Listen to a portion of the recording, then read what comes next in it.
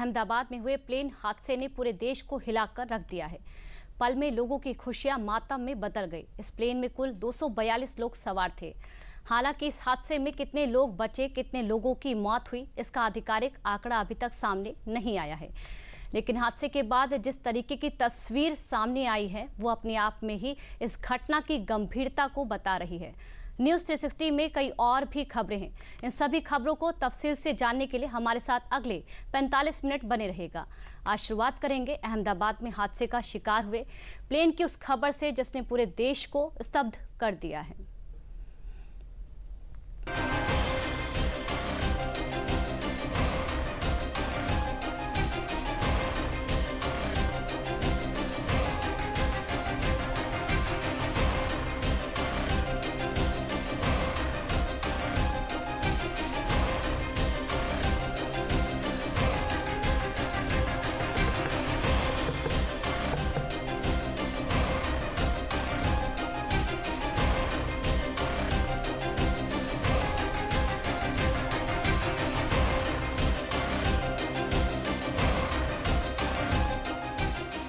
ये भयावह तस्वीरें देखकर आपकी रूह कांप उठेगी।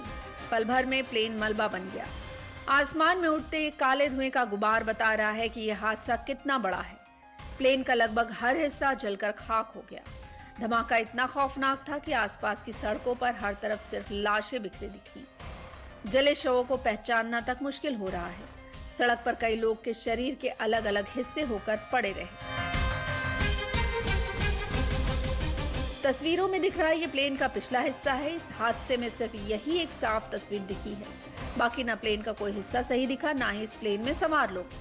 देखिए, जहां ये प्लेन क्रैश हुआ है ये अहमदाबाद का मेघानी नगर इलाका है और प्लेन का जो पिछला हिस्सा दिख रहा है ये मेघानी नगर में बना डॉक्टर्स का हॉस्टल है। इसी हॉस्टल पर यह प्लेन जाकर गिरा था और वहीं अटक गया, जिसके बाद सिविल अस्पताल के हॉस्टल में अफरा तफरी मच गई। प्लेन का हिस्सा टकराने से बिल्डिंग में आग लग गई और पूरी इमारत खंडहर में तब्दील हो गई। ये फ्लाइट अहमदाबाद से लंदन जा रही थी जो दोपहर के करीब 1:39 पर दुर्घटना का शिकार हुई।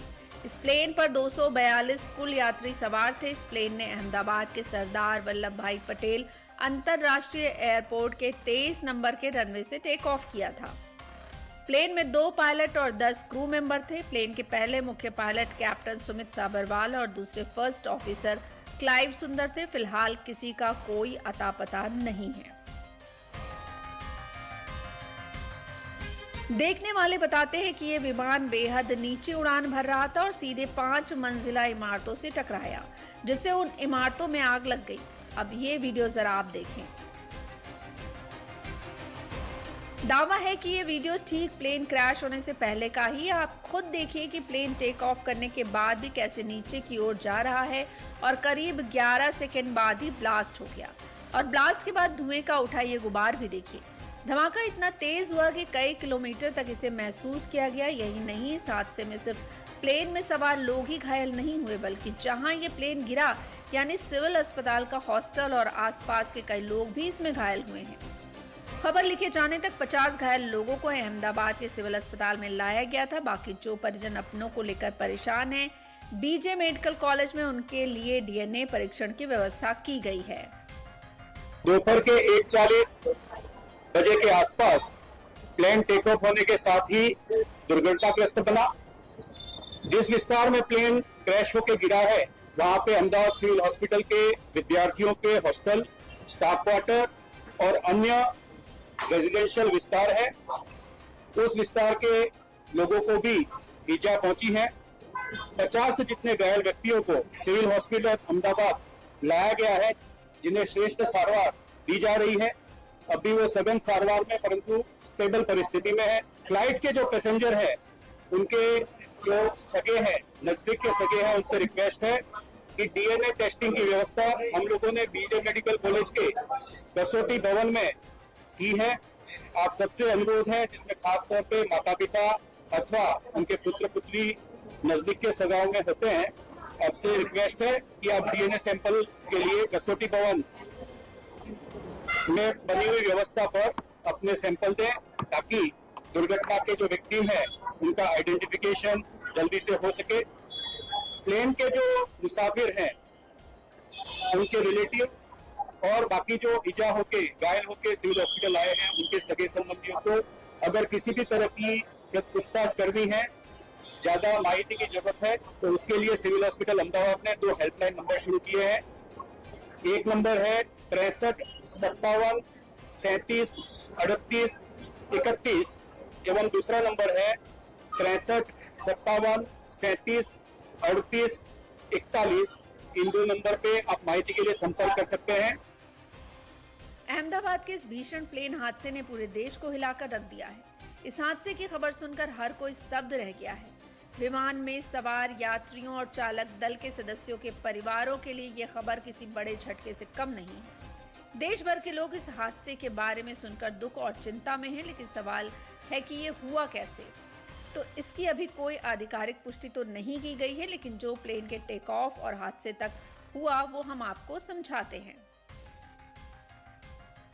जब प्लेन ने अहमदाबाद से टेक ऑफ किया तो उस वक्त समय हो रहा था 1:39।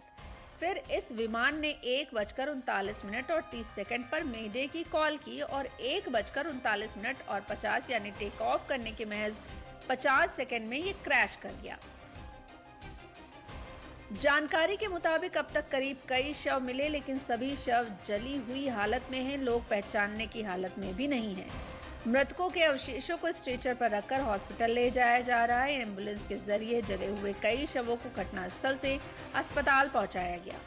वहीं इस घटना के बाद देश भर में शोक का माहौल है। बीजेपी ने 11 साल पूरे होने पर होने वाले कार्यक्रमों को रद्द कर दिया है और देश के अलग अलग राजनेताओं की तरफ से संवेदनाएं व्यक्त की जा रही हैं। पूरे देश को दुख है। मैं मृतकों के प्रति अपनी संवेदना व्यक्त करता हूं। उनके परिवार वालों को इस महान दुख को सहने की ईश्वर सत्ता प्रदान करे।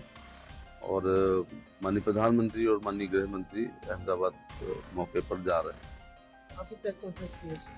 11 साल की उपलब्धि होने पर 11 तारीख और 12 तारीख को पूरे सांसदों को और मंत्रियों को एक जगह बाहर और एक अपनी होम कॉन्स्टिट्यूंसी में प्रेस कॉन्फ्रेंस करनी थी, जिसको मैं स्थगित कर रहा हूँ। मैं तो समझता हूँ जो हमारे वतन में पहली दफा साल के बाद ऐसी ट्रेजेडी हुई है। ये सब लोग एयर इंडिया के जहाज से लंदन जा रहे थे और इसमें काफी हिंदुस्तानी शहरी थे और कुछ बाहर के शहरी भी थे। अब ये जो विमान हादसे का शिकार हुआ है वो कौन सा विमान है, कितना पुराना है, इसकी क्षमता क्या थी, कहां से बना, ऐसी डिटेल्स भी आपको बताते हैं। कौन सा विमान क्रैश हुआ? Boeing 787 Dreamliner. कितना पुराना था? करीब 11.5 साल। विमान का लाइफ सर्कल 30 से 50 वर्ष। यात्री क्षमता करीब 254। उड़ान की दूरी 7000 किलोमीटर। अहमदाबाद से लंदन। निर्माता बोइंग अमेरिका। इस हादसे के बाद घायलों का इलाज चल रहा है। वहीं ये हादसा हुआ क्यों, इसकी जानकारी अभी तक सामने नहीं आई है। वहीं इस विमान में गुजरात के पूर्व मुख्यमंत्री विजय रूपाणी भी थे। हालांकि खबर लिखे जाने तक इसको लेकर कुछ साफ नहीं हो पाया है। फिलहाल अहमदाबाद में राहत बचाव का काम तेजी से चल रहा है। संघीय विमानन विभाग के DAW, ADAW और एक FOI अधिकारी पहले से ही अहमदाबाद में मौजूद हैं, जो पहले से किसी और काम के लिए गए थे, लेकिन अब इस हादसे की जानकारी जुटा रहे हैं।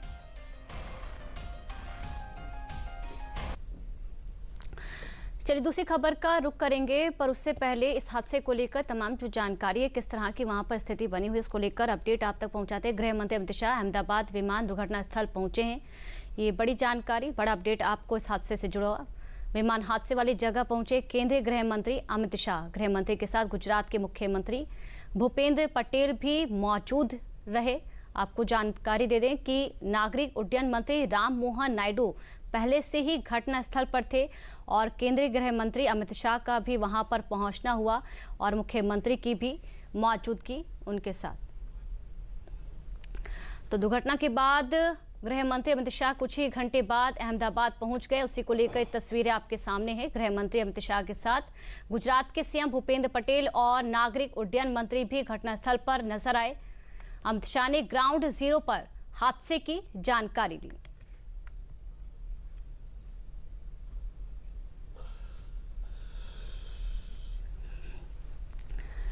तो देखिए केंद्रीय गृह मंत्री अमित शाह का पहुंचना और अहमदाबाद विमान दुर्घटना में इस वक्त की एक और बड़ी खबर, बड़ा अपडेट इस हादसे से जुड़ा हुआ आप तक पहुंचा रहे हैं, क्योंकि बड़ा हादसा हुआ है। हादसे में गुजरात के पूर्व मुख्यमंत्री विजय रूपाणी का भी निधन हो गया है। 242 यात्री सवार थे और पूर्व मुख्यमंत्री विजय रूपाणी भी इस प्लेन में, इस विमान में मौजूद थे। केंद्रीय मंत्री CR पाटिल ने इसकी पुष्टि की है पोस्ट के जरिए।